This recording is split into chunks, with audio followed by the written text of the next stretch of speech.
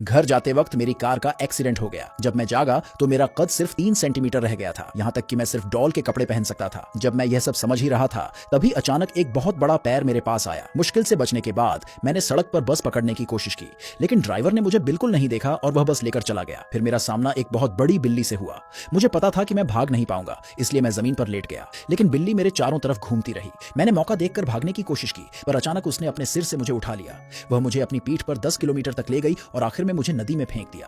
किस्मत से मैं एक कटोरे में बैठ गया और 2 किलोमीटर तक तैरता रहा जब तक मैं वापस सड़क पर नहीं आ गया। अचानक मैंने इलेक्ट्रिक स्कूटर पर किसी को देखा। मैंने मौका हाथ से नहीं जाने दिया और उस पर चढ़कर लिफ्ट ले ली। जब मैं उस लड़की के घर के पास पहुंचा तो देखा कि वह परेशान होकर मुझे ढूंढ रही थी। मैंने खुशी में उसे आवाज दी, पर उसने मुझे नहीं देखा और वह लगभग मुझ पर पैर रखने ही वाली थी। बार बार चिल्लाने के बाद आखिर में वह रुकी और उसने मुझे देख लिया। हालांकि उसे समझ नहीं आ रहा था कि क्या हुआ है। मेरे कहने पर वह मुझे घर ले गई। उसने मुझे अपने बैग में रख लिया, लेकिन जब भी वह दौड़ती बैग बहुत हिलता था। आखिर में उसने मुझे बैग के एक छोटे हिस्से में रखा और घर ले गई। घर पर मैंने एक गिलास में नहाया, क्योंकि मेरे पास पहनने के लिए सही कपड़े नहीं थे। तो उस लड़की ने 2 डॉल लाकर दी और मुझे उनकी एक ड्रेस पहना दी। खाने के वक्त उसने मुझे डॉल हाउस में ही रहने दिया। जो नूडल्स पहले छोटे लगते थे, अब उनका सिर्फ एक टुकड़ा खाकर ही मेरा पेट भर जाता था। खाने के बाद ऐसा लगा जैसे उसने मुझे एक नई डॉल मान लिया हो। वह मुझे बार बार छूती और मेरी बहुत सारी फोटो लेती, लेकिन तभी अचानक कमरे में उसकी माँ आ गई। ऐसा लगा जैसे उन्होंने हमारी आवाज सुन ली थी, लेकिन उन्हें कमरे में कोई और नहीं मिला। अगले दिन वह मुझे घर पर अकेला छोड़ गई और मेरे लिए बहुत सारा नाश्ता तैयार किया, लेकिन तभी अचानक उसकी माँ कमरे में आ गई।